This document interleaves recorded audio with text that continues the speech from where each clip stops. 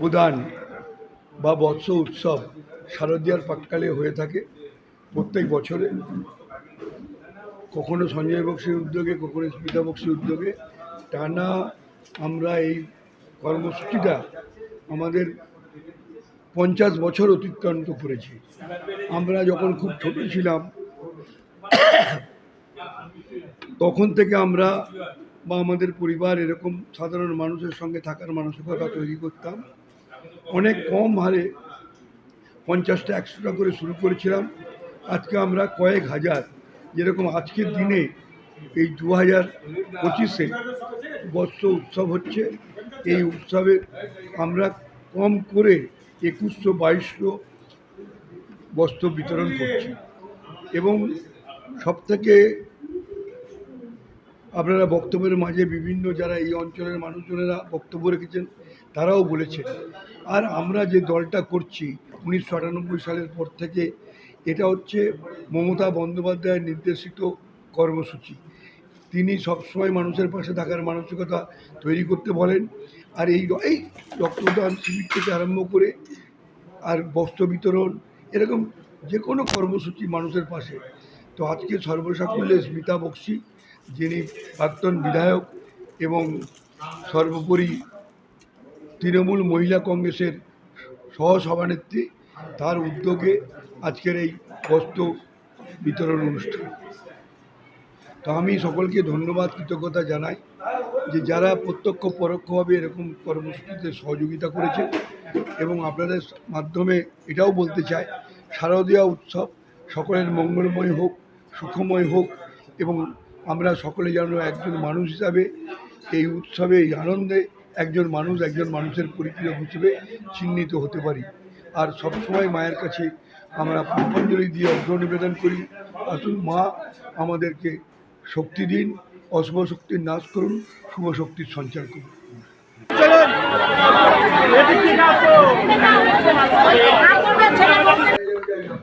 দেখুন, এটা নতুন কিছু নয়। সঞ্জয় বক্সি এবং তার পরিবার সঙ্গে আমি প্রায় 50 বছরের আগে থেকে আমার যোগাযোগ। এবং আমরা 1972, 73, 74, 75 সালেও তখনও আমরা এই কাপড় বিতরণ করেছি। তখন হয়তো আমাদের খুব কম সংখ্যক কাপড় বিতরণ করতাম, 50টা 100টা লোককে কাপড় বিতরণ করতাম।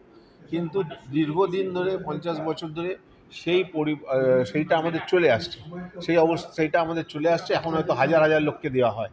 তো আমরা ওই আমরা মানুষের পাশে থাকার অঙ্গীকার করে এবং সেই অঙ্গীকার আমরা আগে পালন করে চলেছি।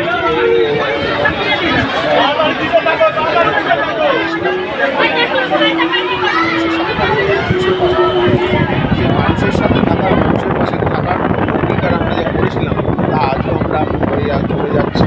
সেটা আমরা 75 সাল থেকে যখন করতে পারতাম কম সংখ্যক করতাম, এখন অনেক বেশি সংখ্যক। কিন্তু আমাদের কাছে যে ক্ষমতায় আছে আমাদের কাছে হচ্ছে সেটাই হচ্ছে যে আমরা মানুষের কাছে দায়বদ্ধ। এলাকার মানুষ জানে যে এরা এই ধরনের সেবামূলক কাজ করে চলেছে। এবং শুধুমাত্র কাপড় বিতরণ নয়, সারা বছর ধরে বিভিন্ন রকম প্রোগ্রাম, সমাজসেবামূলক প্রোগ্রাম আমরা করে থাকি এবং আমরা সেটা চালিয়ে যাচ্ছি, দীর্ঘদিন ধরে চালিয়ে যাব। আশা করি সেইভাবেই চালিয়ে যাব। যে মানুষে ভালোবাসা রাখে সে মানুষ পাশে থাকে। বক্সি পরিবার আজ থেকে না, এখন তপনদা বললেন 75 থেকে নিয়ে এখন পর্যন্ত কাজ চালিয়ে যাচ্ছে।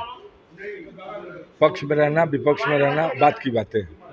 सेवामूलक कार्य कभी भी किया जा सकता है, ये मन की भावना है। जनगण पासे থাকার সবথেকে বড় উদ্দেশ্য মানুষ পাশে থেকে सेवा করার। ईश्वरचंद विद्यासागर आज जन्म का वार्षिक दिवस मन रहा है ईश्वरचंद विद्यासागर कॉलेज में। আমরা সেই দিনে আবার উদ্যোগ নিয়েছি, জরুরতমন্দকে নিয়ে আমরা হাজার হাজার কাপড় বিতরণ করছি কি পুজো ঘুরতে যাবে এরকম লোক আছে আজকে। তাকে সেবা স্বার্থে সঞ্জয় বক্সির নেতৃত্বে, স্মিতা বক্সির নেতৃত্বে পুরো উদ্যোগটা চলছে। যে মানুষ ভালোবাসে, মানুষ পাশে থাকে।